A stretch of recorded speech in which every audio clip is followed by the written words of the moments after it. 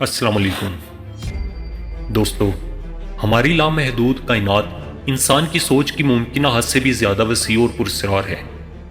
21वीं सदी की जदीद टेक्नोलॉजी और वसाइल के बावजूद भी इंसानियत कायनात का महज 1% का 1000वां हिस्सा भी दरियाफ्त नहीं कर पाई। बेशक हमारी अजीमुल शान कायनात अल्लाह ताला की बेमिसल तख्लीक है और उसके राजों को समझना हम इंसानों की बस की बात नहीं। अजीमुल शान कायनात हर लम्हा मजीद फैल रही है। उसकी वस्तुओं का अंदाज़ा आप इस बात से लगा सकते हैं कि खिला में वक्त किलोमीटर या माइल्स की बजाय नूरी साल या लाइट ईयर्स में नापा जाता है। दोस्तों, मेरा नाम है मोहम्मद उमैर और आप देख रहे हैं मेरा यूट्यूब चैनल कुछ ज़ुबानी कलामी। दोस्तों, दुनिया में इस वक्त सबसे तेज़ रफ्तार रोशनी की रफ्तार है, जो कि 3 लाख किलोमीटर पर सेकंड के हिसाब से सफ़र करती है। ये रफ्तार इतनी ज़्यादा है कि आप इस रफ्तार पर 1 सेकंड में ज़मीन के साथ चक्कर लगा सकते हैं। अगर इस रोशनी की रफ्तार पर हम लगातार 1 साल सफ़र करें तो इसे 1 लाइट ईयर या 1 नूरी साल कहा जाएगा। सूरज हमारे निज़ाम शमसी में वाहिद और एक दरमियाने दर्जे का सितारा है। इससे अरबों खरबों गुना बड़े सितारे हमारी कायनात में मौजूद हैं, जो कि एक दूसरे से कई 100 नूरी साल के फासले पर मौजूद हैं। दोस्तों, अल्लाह ताला की तख्लीक करता हर चीज़ को एक दिन मौत ज़रूर आनी है, जो कि कुदरत का निज़ाम है। इस तरह सूरज और उससे अरबों खरबों गुना बड़े सितारे, जिन्हें रेड जॉइंट्स कहते हैं और जो जलती हुई गैसों का एक बहुत बड़ा गोला होते हैं, जब अपनी तिब्बी उम्र पूरी करने के बाद मरने के करीब होते हैं तो जहां एक तरफ इनका साइज तेजी से बढ़ना शुरू हो जाता है, वहीं दूसरी तरफ उनके अंदर तय बतय मुख्तलिफ अनासिर पैदा होने शुरू हो जाते हैं। और जब उसके मरकज में लोहा पैदा हो जाए तो ये एक अजीमुल शान धमाके से फटकर कायनात में बिखर जाते हैं। मगर उसके मरकज में मौजूद शदीद तरीन कशिश की वजह से एक ऐसा काला भंवर वजूद में आता है जो बाद में ब्लैक होल बन जाता है। ये ब्लैक होल कायनात में मौजूद बड़े बड़े सुराख हैं, जो कि इतनी शदीद तरीन कशिश रखते हैं कि पूरे के पूरे सितारे तक को निगल जाते हैं, हत्ता कि रोशनी भी उनके पास से नहीं गुजर सकती और ये उसे भी जज़ब कर लेते हैं। लिहाजा जहां भी ये ब्लैक होल मौजूद होंगे वहां हर तरफ तारीकी ही तारीकी होगी। अगर बात करें इन ब्लैक होल की कसाफत की तो ये इतनी ज़्यादा है कि फ़र्ज करें अगर ज़मीन को चारों तरफ से दबा दबा कर इतना छोटा कर दें कि वो एक गोल्फ की गेंद के बराबर हो जाए, तो इस हालत में जो ज़मीन की कसाफत होगी वही कसाफत इस ब्लैक होल की होगी। ये ब्लैक होल्स इतनी शदीद तरीन कशिश रखते हैं कि पूरी की पूरी कहकशाएं उसके गिर्द घूमने पर मजबूर हैं। जिस कहकशां में हम रहते हैं यानी मिल्की वे, उसके मरकज़ में भी एक ब्लैक होल मौजूद है, जिसकी बदौलत हमारी पूरी कहकशां उसके गिर्द घूम रही है। इस बात को मज़ीद समझने के लिए कि ये कितनी ज़्यादा कशिश है, यहाँ ये बात बताता चलूँ कि हमें अपनी गैलेक्सी मिल्की वे से बाहर निकलने के लिए 1 लाख नूरी साल का वक्त दरकार होता है। यानी कि रोशनी 1 लाख साल तक जितना सफ़र तय करेगी, उतने सफ़र के बाद हम अपनी गैलेक्सी यानी मिल्की वे से बाहर निकल सकते हैं, जबकि हमारा सोलर सिस्टम हमारी गैलेक्सी के तकरीबन आखिरी किनारे पर मौजूद है।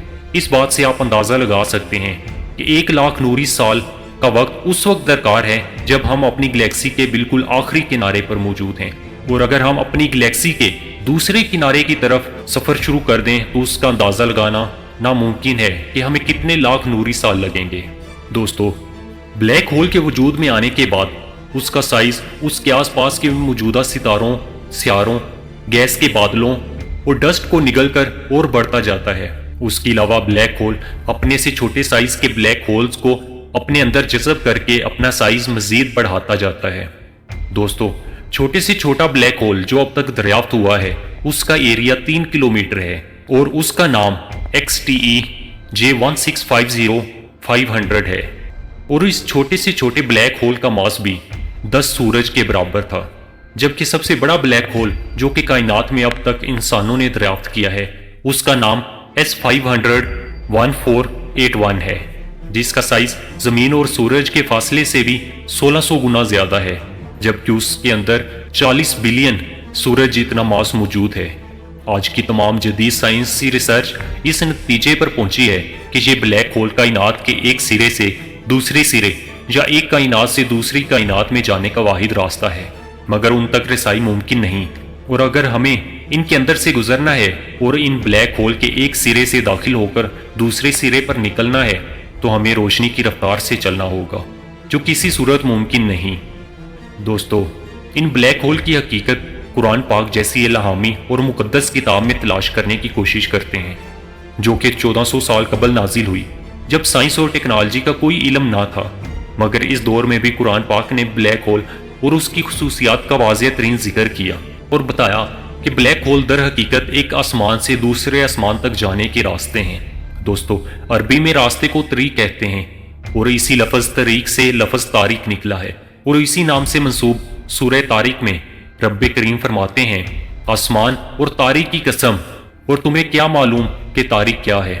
یہ ستارہ ثاقب ہے۔ دوستو، ثاقب بھی عربی زبان میں آر پار سوراخ کو کہتے ہیں، اور دودھ کی دھار کی مانند روشنی کو بھی ثاقب کہا جاتا ہے، جو اندھیرے میں سوراخ کرتی دور تک نکل جاتی ہے۔ لہٰذا اس آیت مبارکہ سے واضح ہو جاتا ہے کہ یہ ستارہ ثاقب وہی ہے جسے آج سائنس بلیک ہول کہتی ہے، اور اس کی خصوصیت یعنی ایک کائنات سے دوسری کائنات میں جانے کا راستہ اور دودھ کی دھار کی مانند جیسی روشنی کا خراج بھی وہی خصوصیت ہے جو آج کی سائنس ہمیں بتاتی ہے۔ اس کے علاوہ سورہ واقعہ میں بھی اللہ تعالیٰ ان بلیک ہولز کی موجودگی کے متعلق ارشاد فرماتے ہیں، میں قسم کھاتا ہوں ستاروں کے ڈوبنے کی جگہ کی، اور اگر تم جان سکتے تو یہ بہت بڑی قسم ہے۔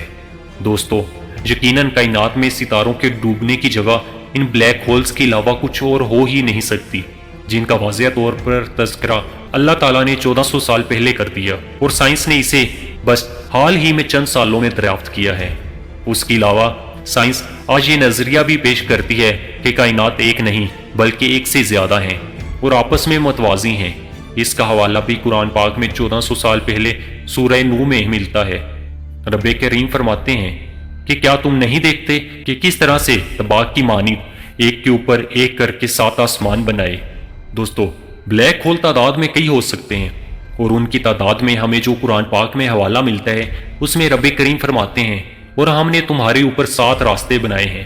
اس آیت مبارکہ کے بعد واضح ہو جاتا ہے کہ کائنات میں موجود بلیک ہول کی تعداد 7 ہے، جنہیں 7 راستوں سے تشبیہ دی گئی ہے۔ دوستو، اگر ہمیں بلیک ہول کے اندر سے گزرنا ہے تو ہمیں روشنی کی رفتار سے حرکت کرنا پڑے گا، ورنہ یہ بلیک ہول کسی بھی چیز کو ذرات میں بدل کر اپنے گرد لپیٹ لیتے ہیں اور پھر اپنے اندر نکل جاتے ہیں۔ اگر سائنسی طور پر دیکھا جائے تو ایسی کوئی چیز بنانا ممکن ہی نہیں جو اتنی تیز رفتاری سے سفر کر سکے۔ البتہ کوئی چیز اس کی رفتار کا مقابلہ کر سکتی ہے تو وہ ہے صرف بجلی کی رفتار، اور ہم سب جانتے ہیں کہ شب معراج میں ایسی تیز رفتار سواری اللہ نے اپنے محبوب محمد صلی اللہ علیہ وآلہ وسلم کو ہی عطا فرمائی، جو کہ براق کہلاتی ہے، جو کہ لفظ برق سے نکلا ہے یعنی بجلی۔ اسی پر سوار ہو کر رسول اللہ صلی اللہ علیہ وسلم معراج کی رات آسمانی راستوں سے گزرتے چلے گئے۔ دوستو، مجھے امید ہے کہ کائنات میں موجود ان پراسرار بلیک ہولز کا راز اب آپ پر واضح ہو گیا ہوگا۔ ملتے ہیں ہم اپنی اگلی ویڈیو میں، تب تک کے لیے خدا حافظ۔